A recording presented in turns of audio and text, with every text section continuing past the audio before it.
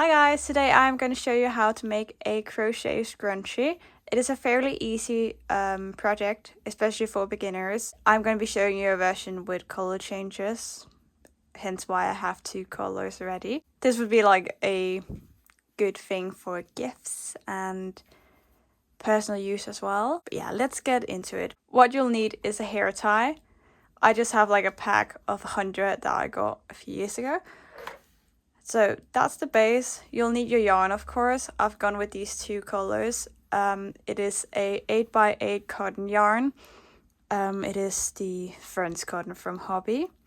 I have the color 46 and 44 here. I feel like it's going to make a really nice contrast. I'm going to use the light one in the middle and then the darker one for the border.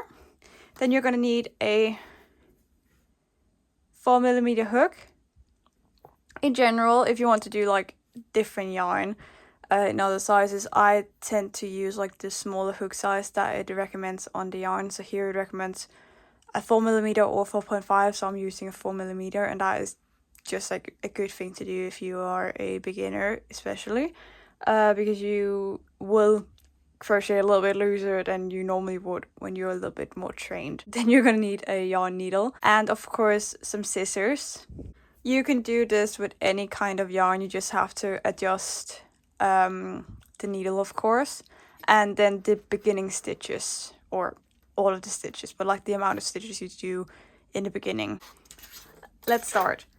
Personally, when I started, I don't use slip knots. I only do that when I'm working on something where I can't do this trick, where I just take my yarn and loop it over itself like this, take it between my fingers, and then with the hair tie on the hook I will go through like this and then pull through like that, and then I can just like let go of the tail. I do this because it kind of removes the bump that the slip knot will make. I find it highly annoying when it's there, so I kind of avoid that by doing this.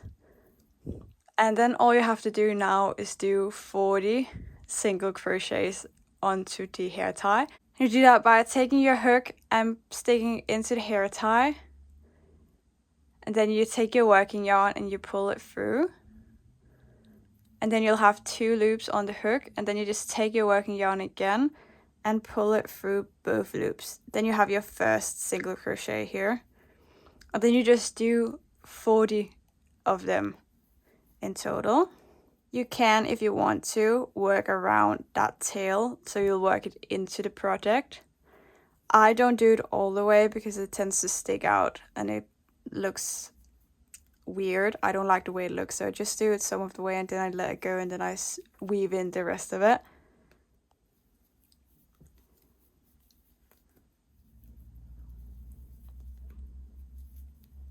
You can, if you want the ruffles a little bit closer, then you can push the stitches together a bit while you do it. And if you want more ruffles, you can just make more than 40. I just like the way this one looks. I feel like if you make more than 40, it looks a little bit crazy, so I like the way this one looks the best. But you can do what you want to do. It's your scrunchie.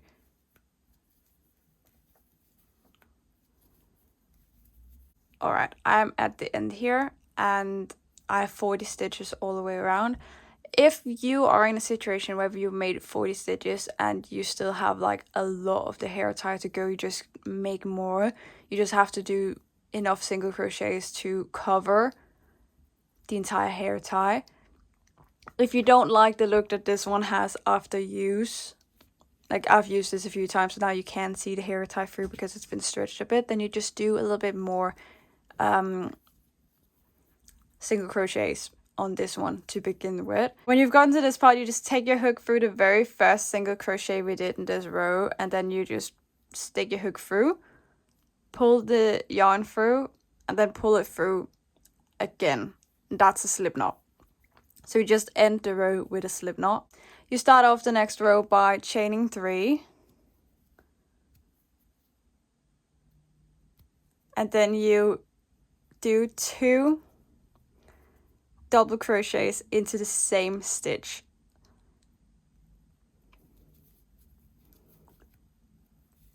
One and two. Like that. And then you just do 3 double crochets into every stitch all the way around. Let's do it again. 1, 2, and 3. And here. 1, 2, 3. So like that. And you just do that all the way around into all of the 40 stitches that you made.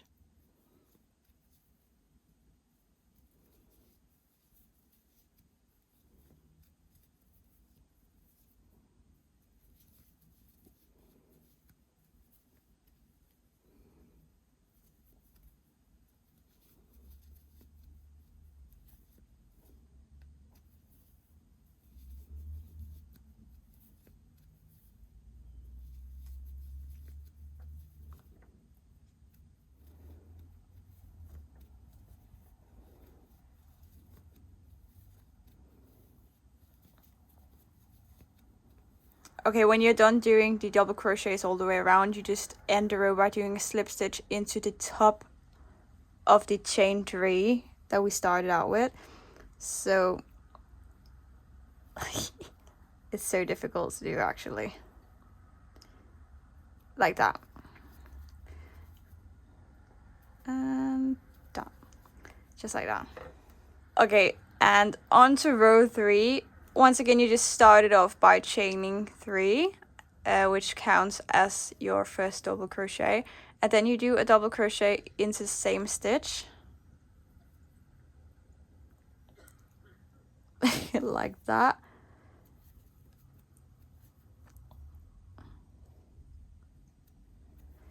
Then you do a double crochet into the next stitch.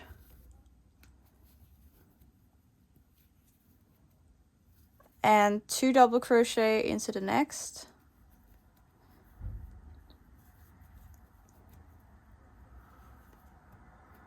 And 1 double crochet into the next.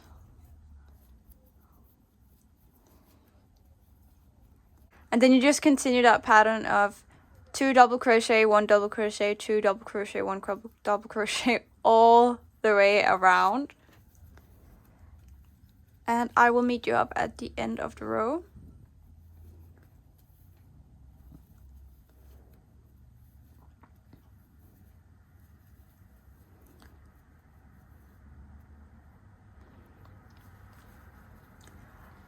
Alright, that was the third round. If you don't want to do a color change, you just like do a slip stitch into the top of the chain 3, and then you chain 1, do a single crochet into the same stitch, and then you just do a single crochet all the way around.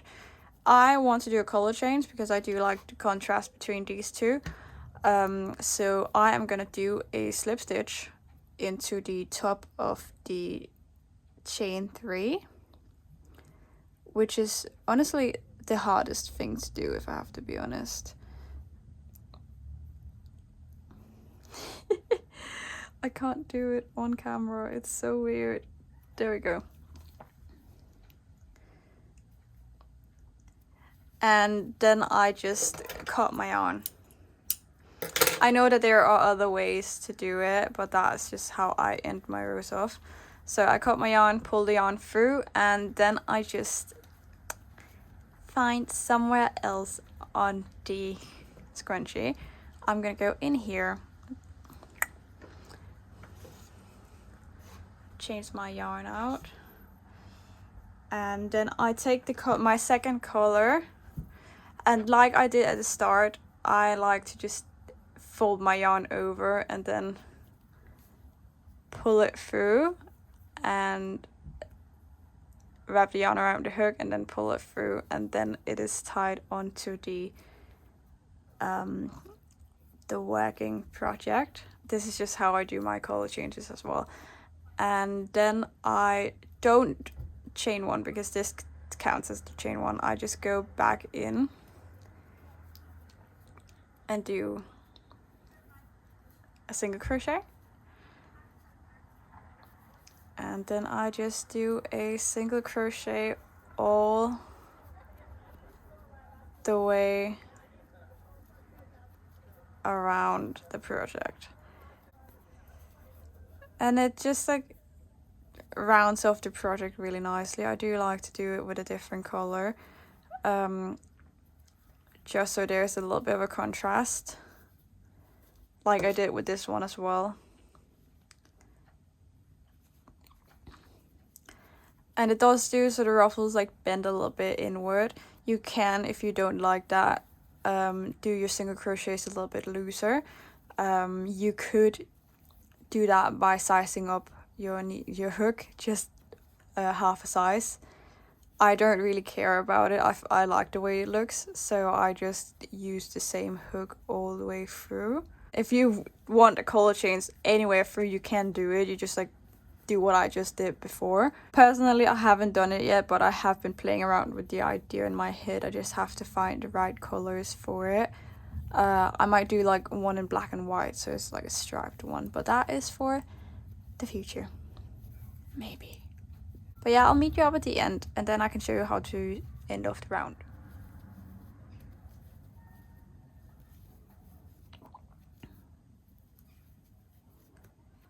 Alright, that was the end of the 4th row, and you just end off by doing a slip knot and tying off your yarn.